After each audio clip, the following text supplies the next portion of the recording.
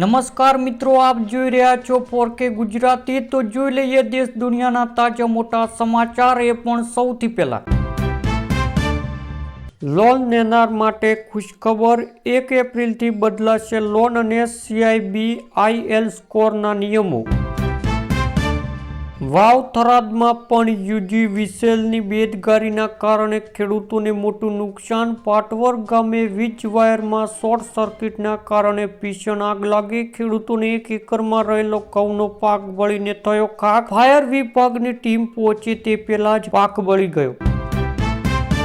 સંકટ સમયે ભારત પાડોશી દેશોને કરી રહ્યું છે મદદ, 38,000 ટન પેટ્રોલિયમ આપવા બદલે શ્રીલંકાએ માન્યો આભાર। ઉર્જા સંકટ વચ્ચે કેન્દ્ર સરકારનો મોટો નિર્ણય, હવે પેટ્રોલ પંપ પરથી પણ મળશે કેરોસીન, નિયમોમાં વિશેષ છૂટછાટ। ગાંધીનગર નજીક દહેગામ નરોડા હાઈવે ઉપર રાયપુર કેનાલમાં કૂદેલા નાના ભાઈને બચાવવા પડેલો મોટો ભાઈ પણ ડૂબ્યો। અમરેલીના સાવરકુંડલા ગાભા પંથકમાં પવન સાથે માવઠું, પાક નુકસાનની ભીતિથી ખેડૂતોના જીવતદ્દર। ગુજરાતમાં ટ્રાફિક નિયમ ભંગ કરનાર વાહન ચાલકોએ 17 વર્ષમાં 1400 કરોડથી વધુનો દંડ ભર્યા। ગુજરાતમાં 1.25 કરોડ LPG કનેક્શન વચ્ચે 10 દિવસમાં ફક્ત 12,000 જ PNGમાં ફેરવાયા।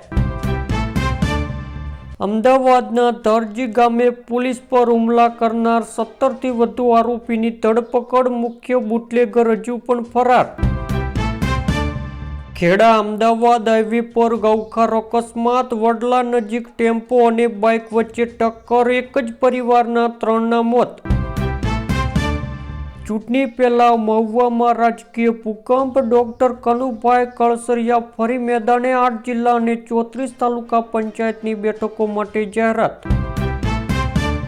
અમદાવાદ સરખેજમાં પાર્સલની આડામાં ચાલતું દારૂનું નેટવર્ક ઝડપાયું, 4,401 બોટલ સાથે રાજસ્થાન શખ્સની ધરપકડ કરવામાં આવી।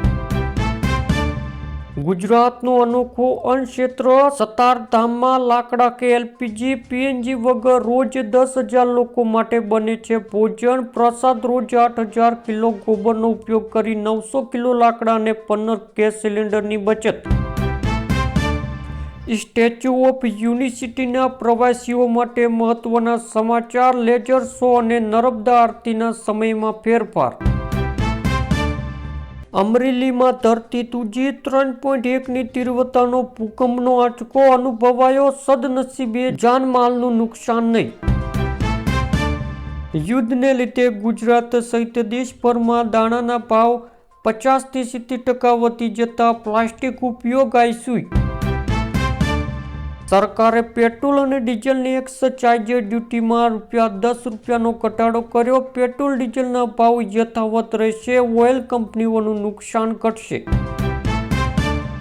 જમ્મુ કાશ્મીરમાં શ્રીનગર લેહ હાઈવે ઉપર ભયાનક ભૂસ્ખલન, 7 લોકોના મોત, રસ્તામાં ફસાયા ટુરિસ્ટ।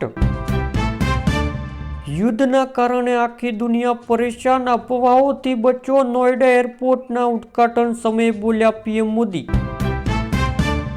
પેટ્રોલ, LPG કે ખાતર છોડો, હોર્મઝ બંધ થતાં ભારત સામે નવી મુસીબત ઊભી થવાની તૈયારીમાં।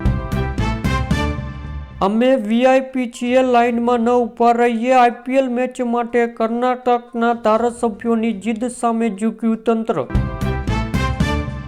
મિડલ ઇસ્ટના યુદ્ધની સ્થિતિ વચ્ચે કેન્દ્ર સરકાર એક્શનમાં, સંરક્ષણ મંત્રી આજે કરી હાઈ લેવલ બેઠક। 1 એપ્રિલથી બદલાશે ડિજિટલ પેમેન્ટનો નિયમ, હવે માત્ર OTPથી કામ નહીં ચાલે। દેશમાં 2 જ ખલનાયક, પહેલા મુસલમાન અને બીજા સવર્ણ, રામનવમી પર ભાજપ નેતાનું ચોંકાવનારું નિવેદન। દેશના તમામ પેટ્રોલ પંપ પર પેટ્રોલ અને ડીઝલનો પૂરતો સ્ટોક, અફવાઓ પર વિશ્વાસ ન કરવા કેન્દ્ર સરકારની અપીલ। ઈરાન પર અત્યાર સુધીના સૌથી મોટા હુમલાની તૈયારી, 7 લાખ કરોડની તિજોરી અને 90% ઓઇલ ખતરામાં। વરસાદ અને વાવાઝોડાના કારણે કેરીના પાકને મોટું નુકસાન, 40% પાક ખરી પડવાની ખેડૂતોની રજૂઆત, ચાલુ વર્ષે કેરીના ભાવ આસમાને પહોંચે તેવી શક્યતા. ખેડૂતને લોન માફી સમગ્ર દેશમાં સૌથી વધુ ચર્ચિત વિષય છે. તેવામાં તેલંગાણા ખેડૂતોને લોન માફી કરવામાં આવી છે. તેલંગાણા સીએમ રેવંત રેડ્ડીએ લોન માફી યોજનાની જાહેરાત કરી છે. તેમણે કહ્યું છે કે 11 ડિસેમ્બર 2018 અને 9 ડિસેમ્બર 2023 વચ્ચે લોન લેનાર ખેડૂતો માટે 2 લાખ રૂપિયા સુધીની લોન સંપૂર્ણ માફ કરવામાં આવશે. આ પહેલા ઝારખંડ સરકારે પણ ખેડૂતોને 2 લાખ રૂપિયા સુધીની લોન માફ કરવાની જાહેરાત કરી છે. મિડલ ઇસ્ટમાં યુદ્ધની અસર હવે ફક્ત ક્રૂડ ઓઇલ પૂરતી જ નથી. હવે ઇન્ટરનેટ અને ડેટા કનેક્ટિવિટી પર પણ ખતરો વધી ગયો છે. ભારતે આ ડરને ધ્યાનમાં રાખીને ટેલિકોમ કંપનીઓ સમુદ્રના તળિયે બિછાવેલા કેબલને નુકસાન પહોંચે તો આપણે શું કરી શકીએ એનો આકલન કરવા માટે આદેશ કર્યો છે. દરિયાના તળિયામાં રહેલો આ કેબલને ઇન્ટરનેટ અને ડેટા માટે અતિ અગત્યનો છે. અંબાલાલ પટેલે જણાવ્યું છે કે આગામી 20 દિવસ ગુજરાત સહિત સમગ્ર દેશ માટે અત્યંત આકરા સાબિત થઈ શકે છે, જેમાં અનેક ભાગોમાં આંધી તૂફાન આવી શકે છે અને કમોસમી વરસાદની શક્યતા છે. દેશના ઉત્તરીય ભાગોમાં એક બાદ એક મજબૂત પશ્ચિમ વિક્ષેપ સક્રિય થવા જઈ રહ્યા છે. આ સિસ્ટમની અસર પંજાબ, હરિયાણા અને રાજસ્થાનની સાથે ઉત્તર ગુજરાતમાં પણ વ્યાપક પ્રમાણમાં જોવા મળશે. આ દરમિયાન પવનની ગતિ 60 થી 70 કિલોમીટર પ્રતિ કલાક રહેવાની શક્યતા છે, જે એટલે કે પ્રચંડ હશે. કાચા મકાનોમાં છાપરા પણ ઉડી શકે છે.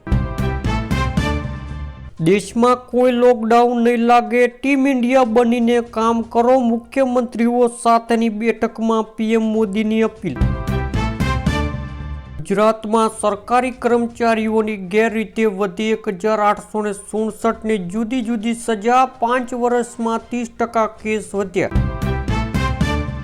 અમદાવાદ ખેતરોમાં ઊંઘતા ખેડૂતોના કાન કાપી લૂંટ ચલાવતી ગેંગનો પર્દાફાશ, ગ્રામ એલસીબીએ 2 શખ્સ ઝડપ્યા. ગુજરાતમાં છેલ્લા 3 વર્ષમાં 2724 છોલા છાપ ડોક્ટરો ઝડપાયા, 169 પાસે તો ડિગ્રી જ નકલી.